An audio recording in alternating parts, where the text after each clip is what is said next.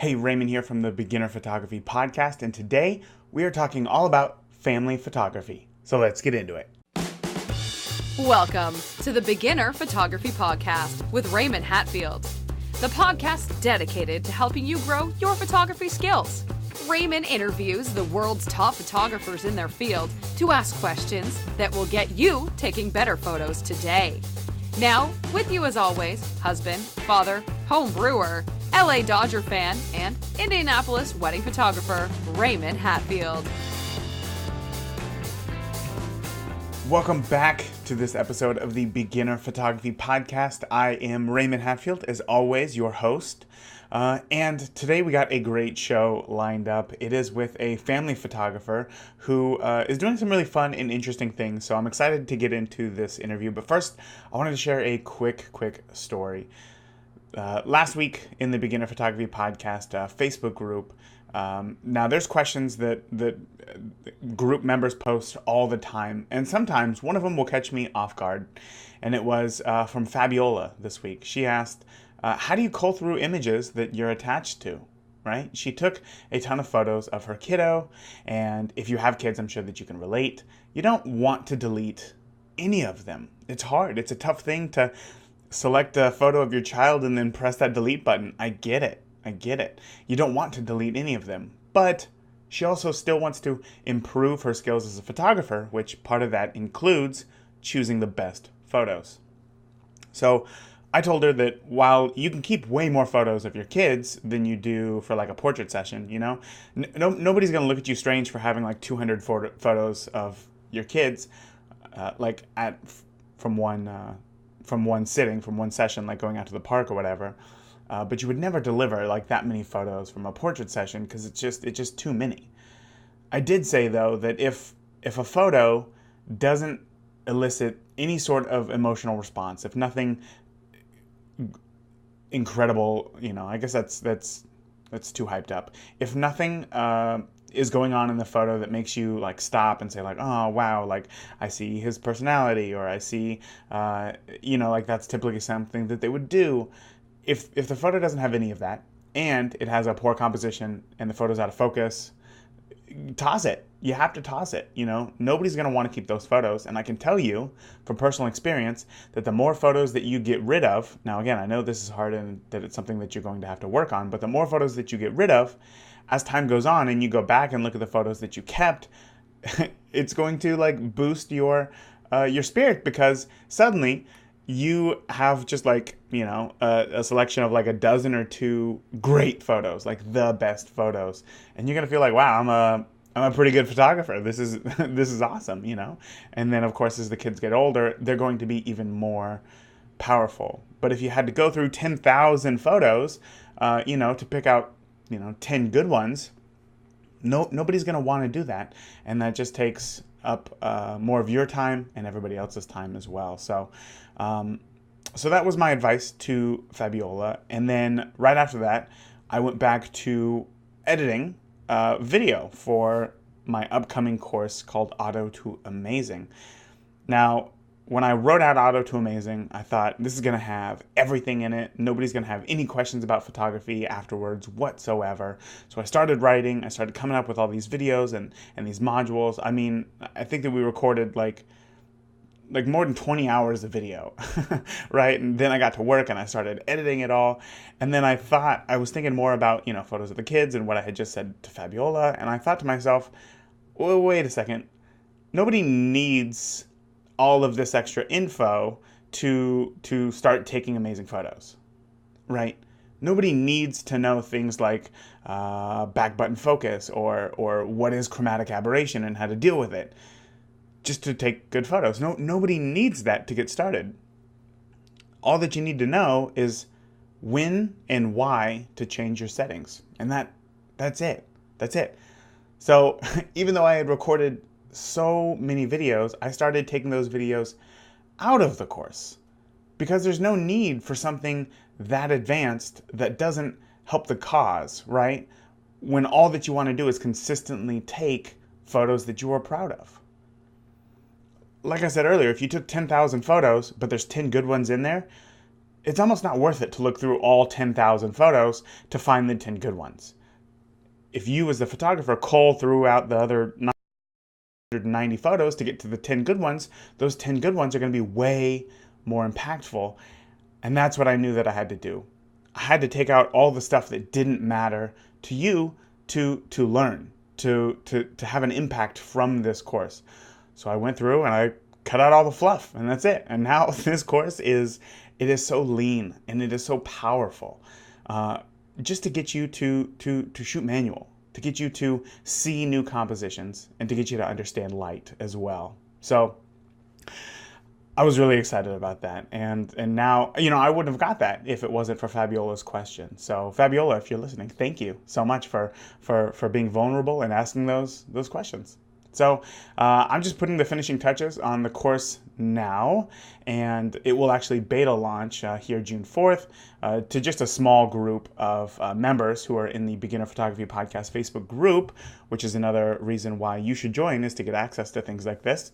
And then it will launch to the public June 27th. So again, that is my Auto to Amazing course that I am so excited to release for you guys. So if you're interested, I will have more details as we get closer to June 27th. Okay, so let's go ahead and get on into this interview right now with Sara Blanco. Now this was just a fun interview. She's full of life and loves to talk. So we had a great time together, and I know that you're going to get a lot out of this interview, just about her style of shooting and just the way that she sees shooting families. So really exciting. And as always, I save a portion of our interview together where we talk about business and making more money for premium members. So in today's interview with Sara, premium members are going to hear how to know what your worth is and how to charge your worth, why so many photographers struggle to book sessions and, of course, make more money, and lastly, how Sara works her portrait packages when it comes to prints. So that is something that I hear all the time. People want to know about prints, how many, where do you get them, and we cover that here with Sara. So if you are a free listener and want to hear the full interview with all the extra business information, all you got to do is become a premium member by going to beginnerphotographypodcast.com and click that premium membership button up at the top right. Yep.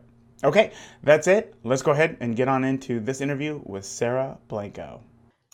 Today's guest is Sara Blanco, a family lifestyle photographer in San Antonio, Texas. Using natural light to create those little moments that mean everything to you. Her website says, "I wake up every day excited to meet new people and create images that they will carry for the rest of their lives." I love that philosophy. Today, I'm really excited to talk about creating more personal family photography. So, Sara, thank you so much for coming on the podcast. Thank you for having me. Of course. As I mentioned, you are a family and lifestyle photographer in San Antonio. And I usually start off the podcast by just starting off with the beginning, right? Okay. Where did it start for you? I want to know how you got started in photography. Well, it was a million years ago. You look great for a million years old. I try. No, I was 17 and I was working as a receptionist at a hair salon and loving the environment of being the greeter for people and meeting new people and getting to know new people. And I got the opportunity to start managing a studio. I basically was taking over the position for someone who was going on maternity leave. And so at 17, I started managing photography studios. Wow. Yeah, it was kind of crazy, but what I loved about that position was that, again, I was kind of thrown into it as the person that everybody saw, the first person that people talked to. I helped brides design their books. I helped moms order photographs. I did everything. So for me, my first introduction into photography was dealing with people and really discovering my love for working with people and getting to know all kinds of different people. And that was from there. I managed studios for about, I would say, 2 different studios, one 3 years, one 6 years. And then I started my business when I was 24, full time. Wow. So Yeah. had you had any like photography experience before you started as a greeter at the studio? No. None.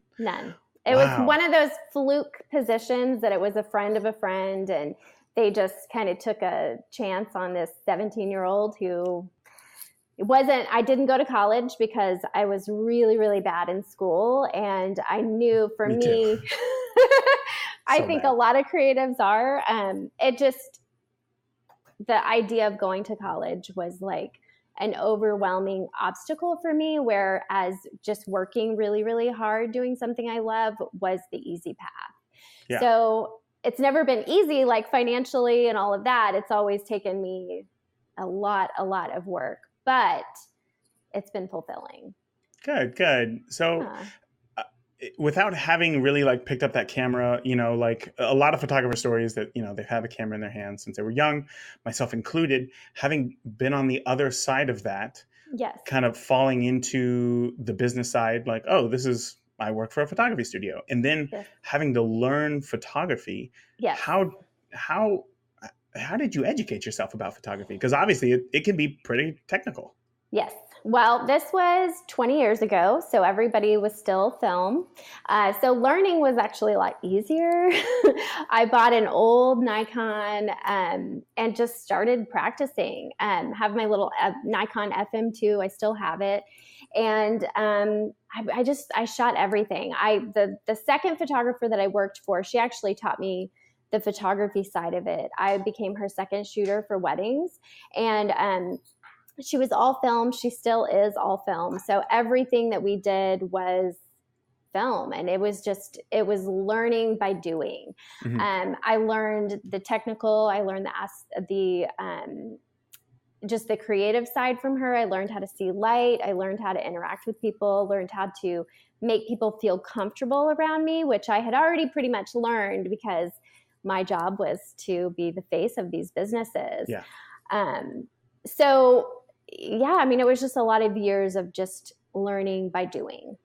So, like you, I also started shooting on film, and I know that like you didn't have that instant gratification to Right. See exactly the changes that you were making. So, how did you know that the decisions that you were making were right?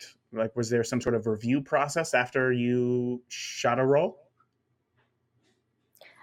Just kind of finding what I liked, like the kind of light that I liked. I did a lot as a second shooter. I did a lot of black and whites for her. So we would do, 3200 speed, all natural light and a dark reception, and just kind of seeing what we got. I don't know. We did just, she would review my images. She would kind of show me what she liked about what I was doing. But then at the end, it was really more like what I liked, finding my voice. It was expensive, film. Film is pricey. So I would have to be very selective. I would have to know exactly what I wanted to take before I took it. And just years of kind of doing that. Can you give me just 1 second? Sure. Okay, so sorry. That's okay.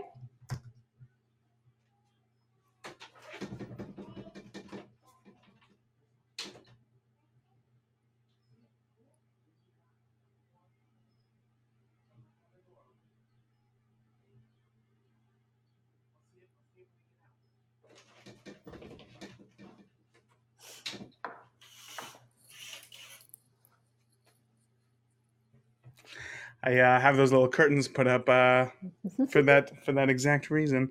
They went to go get groceries, and I guess they're back now. So, thank you. I apologize for that. No, that's okay. Yeah. So, I want to get back to what it was like experimenting with film, because, like you said, it can be expensive. It can be a hard thing. Can you take me can you get back into that headspace? And was there anything that you found to be extremely challenging for you to understand? And was there a moment that you kind of had this aha where it kind of all came together? Like specifically when photographing, or with photographing like a certain subject, or I suppose just learning how a camera works, because I think a lot of Okay. people get wrapped up in that, right? They don't Right. understand how aperture affects, or I guess, aperture is pretty easy to see visually, but they don't Right. understand how like everything works together. Okay. And now more than ever, we can see that instant like feedback, right? Right. When it was back in those days of film, I want to know a deeper understanding of what challenges it was that you faced. My biggest challenge was learning light. Like that is what took me the longest to learn, like learning how to shoot and learning what I liked to shoot, like learning um I guess it's with film it was so different because right you would your ISO didn't change. You would put Right. your film in, that was your ISO. And so really it was just a matter of I like a really open aperture. Yeah. I told you I'm not technical. So I knew like I always wanted to shoot everything at like 1/8. Uh-huh. And so it was really just a matter of changing my shutter speed. Like it was, I took to photography in a very simple, easy way. I learn very simply, like give me the easiest explanation and that is what I'm going to go with. So I didn't really have a hard time understanding how the camera worked. Like I just kind of understood that it was all connected, right? Yeah.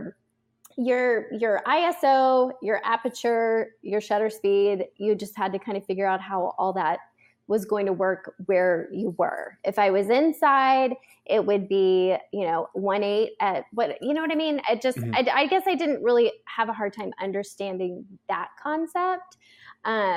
Would you say that it was because of the amount of practice that you put in behind the camera? Probably. Yeah. Yeah, and just having a professional photographer who shot 100% film being like, Sarah, it's not that hard. Just like, this is it. When I switched to digital, then it became a little bit different. And then there was Oh, really? definitely a learning curve for me with digital, for Really? sure. Why is that? Can you expand on that? With film, you never want to underexpose, right? Like if you underexpose, you've ruined your image. You can overexpose a full stop and still have a great image. And we liked kind of that brighter, airier look back then with film. And so we would overexpose everything. Then going to digital, if you overexpose, you've lost half your information. Yeah. So it's just kind of a flip-flop way of looking at it. For me, digital is a lot harder. That's interesting. It's nice because you can see exactly what you're getting. You can, it's that instant gratification. You can shoot 1,000,000 frames and not feel bad about it. Like you're not going to have to pay for that. Gosh, if I shot 1,000,000 frames, to get out of remortgage my house. Exactly. But like with digital, it's just, there's so much more on the back end. It's like, you got to put it all on your computer and you have to edit. And there's so much more of a time commitment there that I think it ends up evening out. Like the time we spend with digital, it evens out financially with what we would spend on film. Yeah, no, I think that makes sense. And I think that is something that a lot of people don't think of.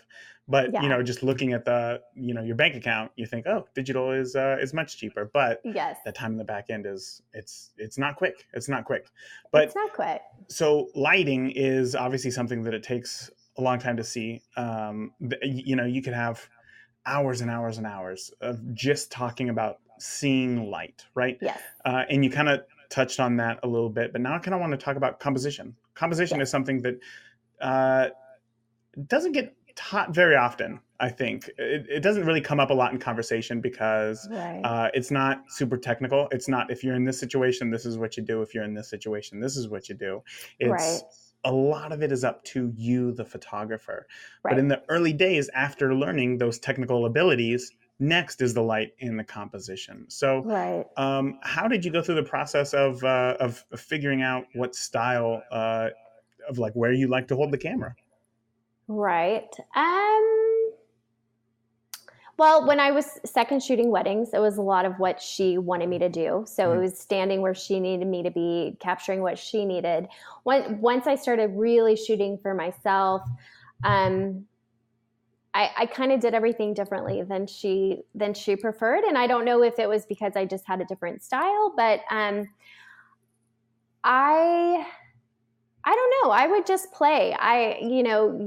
When you're photographing a child, what do you want to see with that child? You want to see everything. You want to remember everything. You want to remember, one of my very favorite first images that I took was of my niece, and she was 2 years old, completely insane, like the most hyper child you have ever met. I would challenge you, but okay, I get it. She was fire all the Yeah. time. And so I loved photographing her because she challenged everybody with whatever they said, but with me especially, because she knew I was trying so hard to like practice photography, and she would just take off running. And so one of my very favorite images that I took of her, I was trying to get a portrait of her looking up at me. And so I had my camera, and she ran past me and looked up. And I somehow got it in focus at the perfect time when she was looking up at me. And that whole little series that I did of her was one of my favorites. It was her standing on her tiptoes, looking up at touching a gate. It was her hands. It was her. So I kind of just played with a million different angles that told a story about that 10 minutes we spent in her front yard. So it was the ground is the background, the fence is the background, her feet, her hands. And so just getting, a million different compositions and ways of photographing her that really told a story. So I think that at the end of the day, that's all I'm trying to do is tell a story. I was like, right as you kind of started your explanation, I think I picked up on that, right? Is Yeah. that answer was much less technical Yes. and it was much more emotion driven. Yes. And I like that because I was thinking about this while I was going over your work before I reached out. I thought, looking at your photos, there's a lot of emotion. There's a lot of play with colors, which I love. So why don't you share right now, when you're photographing families, how do you create that emotion? How do you create that interaction between your families? So a lot of it comes from just being a mother myself and knowing the effort that has gone into this family even meeting me. There's convincing dad most of the time, convincing dad to show up and be happy about it. So for me, just being very, very present with my clients, talking to them beforehand about what the expectations are of me, what they want to see from me, the way that I work when I'm working with a family, kind of giving them a little bit of insight into what is going on in my mind while I'm shooting them.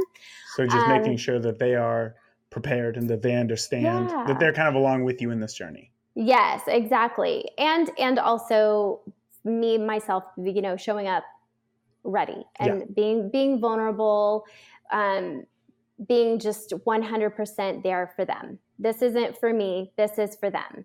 And so I'm an observer. I really like to watch people, watch the way that they interact. And it sounds kind of weird, but kind of read their energy. Like from the minute they get out of the car, you can tell how dad's feeling. Oh, yes, you sure can.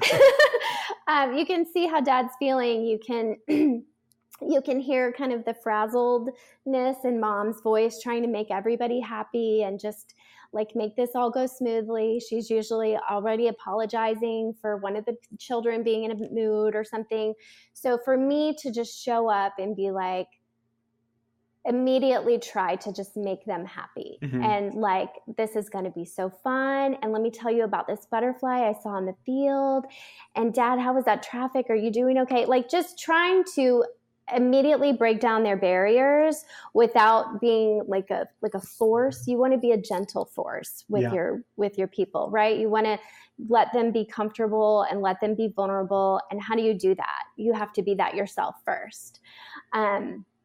So really just creating an energy with them among us of just happiness and love. And I'm not stressed out. Your kid is screaming his head off, but that's okay because we're going to play over here for a minute while you handle that. And don't worry, it is perfectly fine. And just really creating an environment where they can be themselves. I do give prompts. I do direct quite a bit. But really it's a direction, it's a prompt, and then it's stepping back to let them be normal, be themselves. You know what's interesting is a few years ago, I remember hearing the story of a doctor who was like let go from a hospital because he had poor bedside manner. And I remember being young thinking like, that's not his job. Like he's a doctor. Like his job is to say, you have cancer, sorry. You know what I mean? But as I've kind of went into business for myself and dealing directly with people, especially with that answer right there, that is so true. Especially because photography is much more of a service than it is a product, and making sure that people feel good and are comfortable is so important. So I love that you shared that. Thank you. Yeah. So you said that you work a little bit like with some prompts, and you work you work heavily to direct the type of photo that you are looking to get. So let me ask, what are you trying to get as a family photographer? What's that shot that you're trying to get? Their life, their energy, their every family has a certain language, right? We all we have a look that we give our partners. There's a way that we touch our children. So for me, it's not a image. It's not a particular like this is always what I'm aiming for because this is what I want on my website. That's never it for me. There's certain ways that we start. Like we'll start by walking through the field, and then I'll have you stop and I'll ask dad to throw the youngest in the air while mom, holds the older child, or just certain things like that. But really it's more of just a story. I'm looking to tell a story about your family, and however I can do that. So if it's a day at the park, if it's a morning in your home, if it's meeting a baby sister for the first time or something, it's just looking for the images that reflect that moment and how we all felt that day. You know what I mean? I don't know if that answered your question. No, it answered it so perfectly. It answered it so perfectly. So then my next question, my follow-up question would be, how do you prepare for something like that? Because you can't just show up and, you can, to some degree you can show up, get a feel for who people are, and then go based on that. But do you have any sort of interaction with, or do you do any sort of like research before you show up with a family? Do you send out questionnaires or anything to better learn who they are? Hey, Raymond here. And if you're listening to this, it means that you are listening to the free version of today's podcast, which means that you are missing out big time. If you become a premium member, not only do you unlock the full interview with today's guests, where they share so much more valuable information on how to become a successful photographer, but you also get access to the entire back catalog of past interviews with some of the world's most renowned and experienced photographers, who open up and share how they got to where they are and what they would do if they had to start all over again today.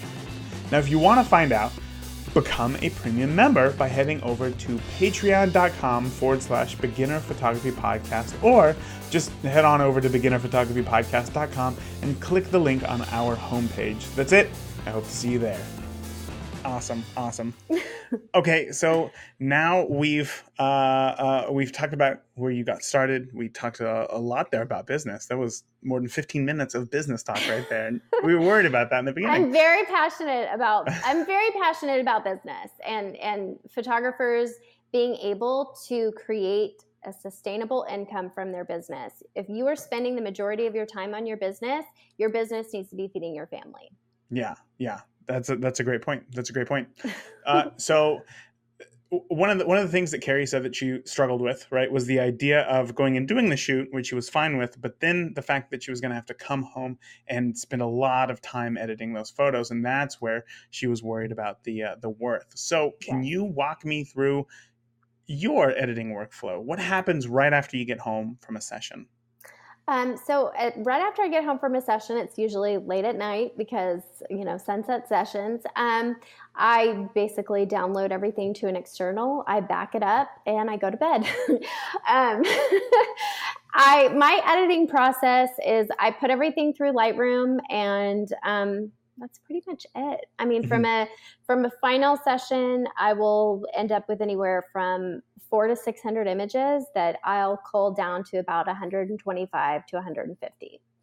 Okay, so when you say that you get home, you back up the files to a Mm-hmm. an external hard drive, and Mm-hmm. then you back that up. What do you mean Yes. you back that up? What tools do you use? Um, I am very, very simple. I have 2 external hard drives that I back up on, and that is Okay, it. Yeah. just using like Time Machine or something. Well, I have Time Machine, but that's for my computer. I don't actually Hmm. store anything on my computer because computers are, Can die. yeah, they Yeah. do. They've died on me many times. So I just have 2 external hard drives. I have one that I store everything on, and then one that is just a backup of that storage. Gotcha. Okay. And I've played around with like Crash Plan and cloud storage, and I haven't really found anything that I love. Hmm. So I'm open to suggestions. I don't really have any suggestions, as I think that having a backup strategy is kind of a personal thing, which I don't Yes, think a lot of other people think that, but that's kind of how I see it. it's What works what for me works. will not work for you, and what works for other photographers will Exactly. not work for me as well. But I Exactly. started using Backblaze, so I was using Crash Plan for a Yes. while, and then I switched to Backblaze because I think Crash Plan just went to like exclusively business, and then they raised their Yeah. prices. But it's not the way that I look at it Yeah. is that it's not like a backup that I can just like access all the time. It's like, oh Right. crap, I gotta get that Yes. thing. It is really like the last line of defense. Like if my Yeah. house burns down tomorrow, Yes. I just want to make sure that, the I client can work that I'm access it. currently working on and like family photos, like I Yeah. can retrieve that.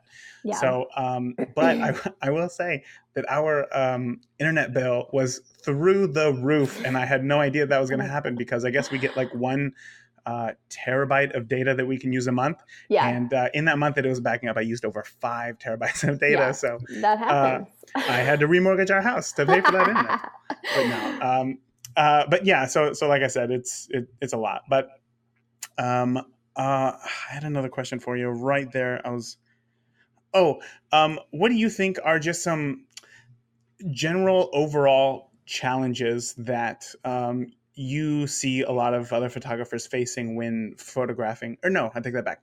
What are some challenges that you face when photographing families? Um, I mean, there's just the standard challenges of every session. It's getting to know someone, making them feel comfortable. It sometimes you run into the situation where let's just say I sound like I pick on dads. It's not always dads, but let's just say that it's a dad who is just emotionally unavailable that day, and kind of trying to find the in, Mm-hmm. trying to kind of like break down the walls a little bit. That it's like, I'm not here to judge you. I'm really just here to provide this service for your wife because this is really important to her. Mm-hmm. Sometimes when it's just a shut down emotional situation, it's a little tricky to work around, and those are for me the most emotionally taxing sessions where I am just trying everything I can to make everybody happy and it's not working. It doesn't happen very often anymore. I think that when people go onto my website, they talk to me, they're ready to hire me for a session, they kind of already get a really good sense of who I am and what I'm after. So by the time that the session comes, there's not a whole lot of explanation, right? They kind of know what they're in for. I do a lot of pre-educating on like, we're here to play. Please don't just stand there and smile at me. Yeah. But sometimes it doesn't work. Sometimes it's a lot of pulling that emotion out of them, and that vulnerability. I've witnessed very similar situations when it comes to engagement sessions where she is obviously very excited. She's really looking forward to this, and sometimes the groom to be will be a little more emotionally detached. Right. So a little trick, if you want to take this, do it, is that when you show up, like you said, you can kind of get a read for these people, right? Yeah. Just mentioning that, like, hey, look, like, I'm trying to think of how to phrase it for like dads and stuff, but essentially just saying like, look, I know that you're probably feeling like this, like you're going to be stuffy, like Yeah, you're just going to be right. standing there smiling against a camera. And right now, like, just think like what we're going to capture for you, like it's going to be for the kids. Like the kids are going to look Right. back at this in a long time, and we're going to have Yeah. fun. How Yeah. often do you like truly get to have fun and like enjoy your time with your kids, Yeah. and not be distracted? I guess that wasn't as good of a. I guess it sounded better in my head. I was like, I got this great trick for you. No, that really didn't sound too good. And No, I'm sure and that you I do think- something very similar. I think too, like kind of making fun of the situation, like when you're asking the parents, like it's the parents' turn to be all snuggly together, and I'm like, oh come on, I know you guys are always embracing like this in the middle of Right. nowhere with your kids, like frolicking in the field nearby, like kind of just like making fun of this ridiculous situation that we're in. Like you guys Yeah. do this all the time. You have kids. I know you kiss. Yeah. Like just stuff like that to kind of break down the barrier a little bit too. I There think you go. helps. Now I feel like a jerk for just kind of like, hey, here's how you should run your business. Actually, I don't have a love good it. example. It's funny. That was good. What I want to know what you think is you talk there about following. Trying to impress photographers, right, Mhm. as something that a lot of newer photographers do. But aside from that, is there any other commonly bad information that you hear being taught to photographers? Or new photographers specifically? Styled shoots, styled sessions, styling your clients like as the end all be all, like that's not the most important thing that we could be doing as photographers. I think giving styling assistance and helping your mom feel confident in the choices that she's making, you know, like a lot of people are like, what do we wear? So I do give them access to a styling site that kind of helps them choose outfits and kind of lays something out for them. But at the end of the day, I do not make a really big deal about what they wear. I think if mom feels beautiful in the dress she's wearing, then it is the most perfect dress she could be wearing. Yeah. I think that a lot of emphasis in the industry right now has been put on what people are wearing, and I think that might go back to the trying to please other photographers. Yeah. You know what I mean? Yeah. Because a lot of times people don't just dress, the way that they do for photos. Right. So when somebody takes it even a step further, I think a lot of photographers get really excited about something like that. And it's but you're just right. trying to be trying to just, like you're shooting every single session so that it's going to look good on your Instagram feed or it's going to look good on your website. Every single session isn't going to be the perfect session, right? So I'm living proof of that. Yeah. You're ultimately there to create for them. And that should be your focus. It should never be about the images that you want for yourself. I think, and I've heard the thing, take one for them, take one for me. But to me, they're hiring me because they want to see the way that I see them. Mm-hmm, mm-hmm. So every single image that I'm taking for them is my interpretation of their family. So every single image is for them, is kind of the way that I see it in my mind. I see. You know what? That's a really interesting way of putting it that I haven't put it as eloquently as you have right there. So thank you for sharing that. Yeah. Should I write that down? Was it good? No, yeah, that was a really good one. Well, I think what it is like for me, a lot of beginners come and they're like, like what poses should we do? What this and what that, and it's like, well, it's not as easy as that because the first thing that I say to every couple when I show up to an engagement session is, look, your relationship better than I do. So I'm not going to pose you in like a certain way every single time. I'll give you, a guide, but I want you to default to whatever's most comfortable to you. Right. Yes. Because I want these images for them. I want them to see these images years from now and think like, this is really us and not, this is how the photographer wanted us to stand for 30 minutes while she took our photo or whatever. Exactly. And the way that you put it right there was just much better. It flowed a whole lot easier. So great share. And I think too, like every prompt or direction that we give is kind of cracking the door to see what is really them, right? So like we're telling them to embrace each other, and we may tell, you know, him to put his hand on her cheek, cup her cheek, and give her a kiss.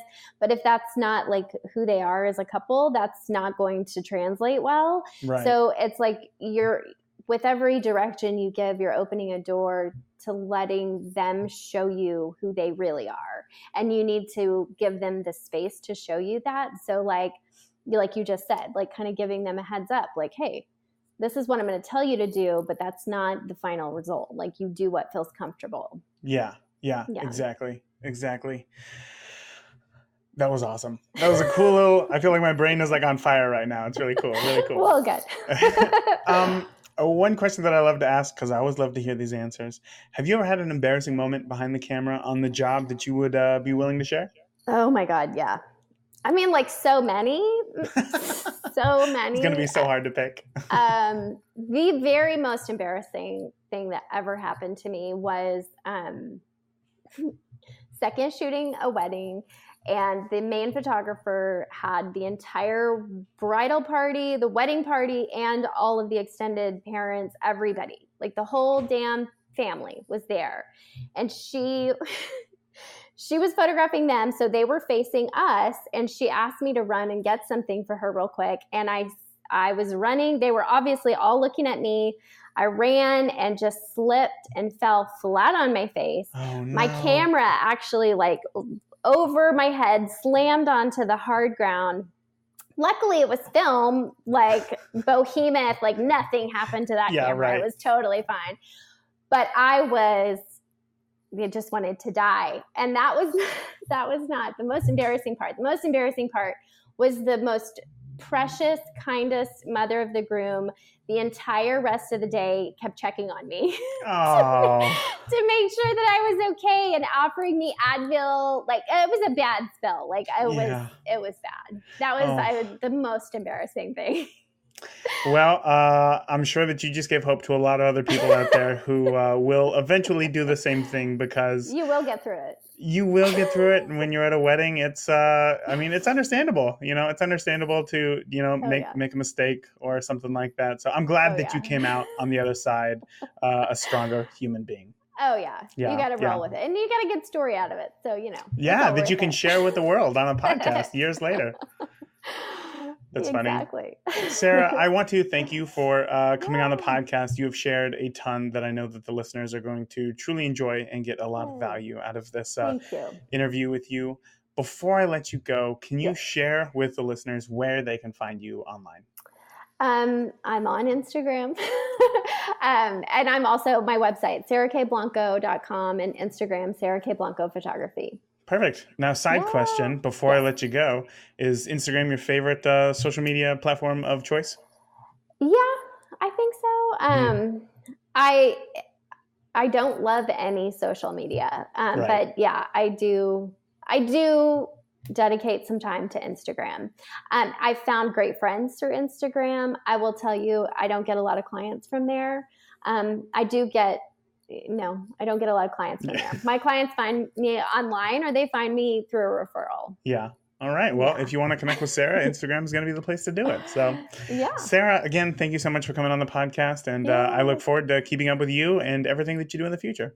Thank you so much. I appreciate it. How much fun was that? Sara, if you are listening right now, I just want to say thank you again for coming on the podcast and sharing what you did and just having a good time and being open and able to laugh at me and at yourself. So you really did share a ton, and I know that the listeners are going to get a lot of information out of this episode. So again, thank you very much. I think my biggest takeaway from this episode was, just that there's this idea that you can't be a great photographer unless, you grew up with a camera in your hand and you've been shooting since you were 4 and, capturing moments and all these things like that, right? But here with Sara, she's not only successful, but she's taking incredible images, and photography discovered her. She wasn't into it as a super young child. It wasn't until she got a job working the front desk of a photography studio that she started to learn these things. And then she got interested. And then it just took over. And that's awesome, you know? And maybe you're in a similar situation to where you feel like you're not a quote unquote real photographer because you haven't been doing it since you were, 1 year old. Some people just have this idea that starting young automatically makes you better. And while there's some merit to that, it's not the age at which you start, it's the amount of effort that you put into it and the amount of work that you put into it. And you can start at any age, wherever you are right now, you can start and become a successful photographer, as long as you define what success is to you. So that was definitely my biggest takeaway from my interview here with Sara. So that is it for this week. I cannot wait till next week. We got somebody who I've never, not that I've never interviewed them before, but I've never interviewed this type of photographer before. And I know that that's all I'm going to say. It's a really fun and interesting interview. So like I said, come back next week. I will see you then. But until next week, I want you to get out. I want you to keep shooting, stay safe, and focus on yourself. All right? I love you all. If you enjoyed today's podcast, please leave us a review in iTunes or your favorite podcast player. And continue the conversation with Raymond and other listeners of the podcast by joining the Beginner Photography Podcast Facebook group today. Thank you. We'll see you again next week.